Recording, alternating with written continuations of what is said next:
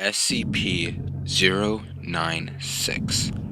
Object Class Euclid. SCP-096 is to be contained in its cell, a 5 meter by 5 meter by 5 meter airtight steel cube, at all times. Weekly checks for any cracks or holes are mandatory. There are to be absolutely no video surveillance or optical tools of any kind inside SCP-096's cell. Security personnel will use pre-installed pressure sensors and laser detectors to ensure SCP-096's presence inside the cell.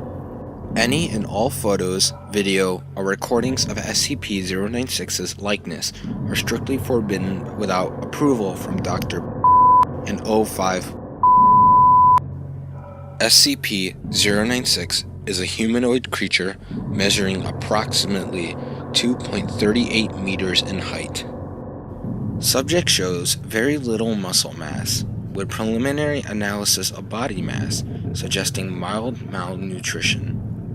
Arms are grossly out of proportion with the rest of the subject's body, with an approximate length of 1.5 meters each. Skin is mostly devoid of pigmentation, with no sign of any body hair. SCP-096's jaw can open to 4 times the norm of an average human. Other facial features remain similar to an average human, with the exception of the eyes, which are also devoid of pigmentation. It is not yet known whether SCP-096 is blind or not. It shows no signs of any higher brain functions and is not considered to be sapient.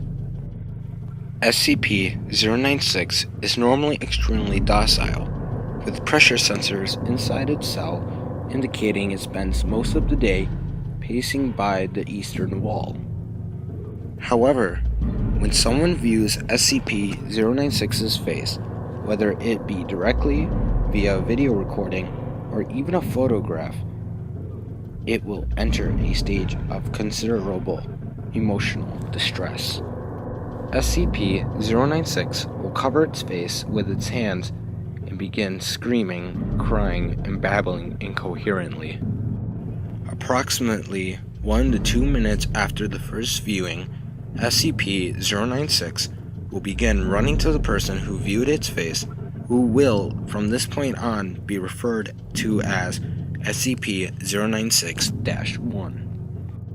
Documented speeds had varied from 35 km per hour to km per hour and seems to depend on distance from SCP-096-1. At this point, no known material or method can impede SCP-096's progress. The actual position of SCP-096-1 does not seem to affect SCP-096's response. It seems to have an innate sense of SCP-096-1's location. Note: this reaction does not occur when viewing artistic depictions.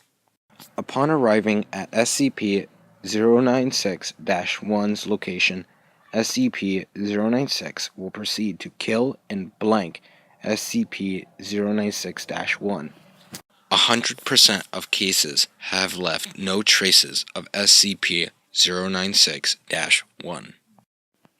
SCP-096 will then sit down for several minutes before regaining its composure and becoming docile once again.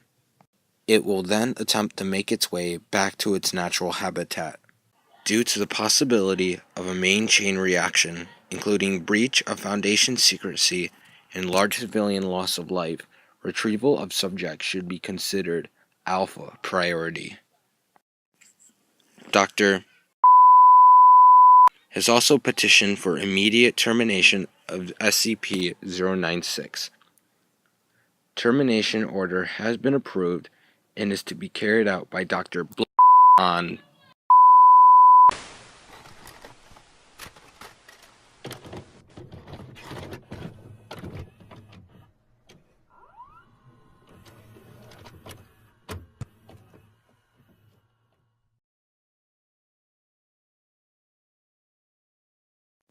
It always sucks ass to get the initial retrieval duty. You have no idea what the damn thing is capable of besides what jacked up information the field techies can scrape up. And you're lucky if they even tell you the whole story. They told us to bag and tag.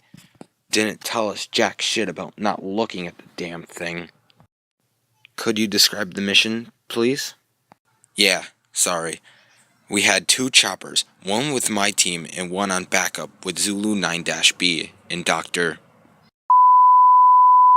We spotted the target about 2 clicks north of our patrol path. I'm guessing he wasn't facing our direction, else he would have taken us out then and there. Your report says SCP-096 didn't react to the cold. It was negative degrees Celsius. Actually, it was minus. And yes, it was butt naked and didn't as much as shiver. Anyway, we landed, approached the target, and Corporal got ready to bag it. That's when Dr. called. I turned to answer it, and that's what saved me.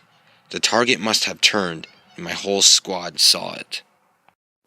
That's when SCP-096 entered in an agitated emotional state. Yep. Sorry, got the willies for a second. That's alright.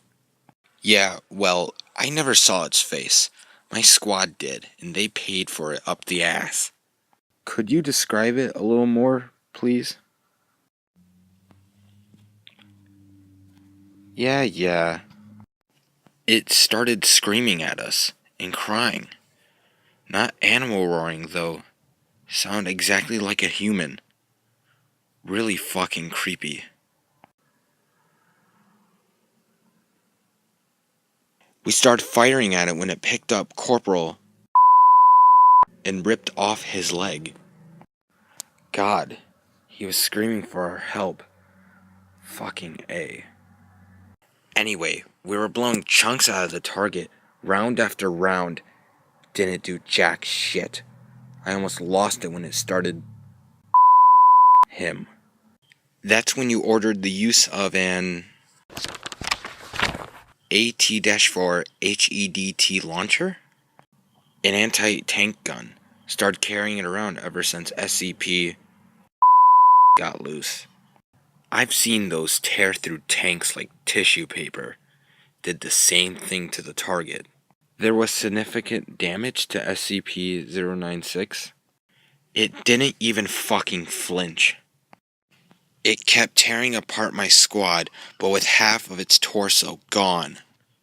But it was taking damage. If it wasn't showing it.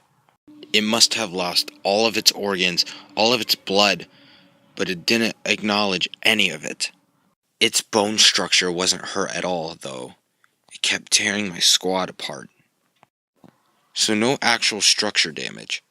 How many rounds would you say were fired at SCP-096? At the least, 1,000.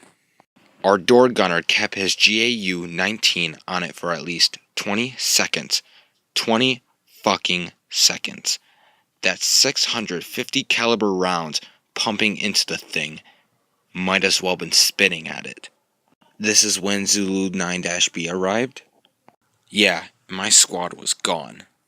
Zulu 9-B managed to get the bag over its head, and it just sat down. We got it into the chopper and got it here. I don't know how I never saw its face. Maybe God or Buddha or whatever thought I should live. The jackass. We have obtained an artist's depiction of SCP-096's face. Would you like to view it? You know, after hearing that thing's screams, and the screams of my men, I don't think I want to put a face to what I heard. No. Just no. Alright, I believe we're done here. Thank you, Captain.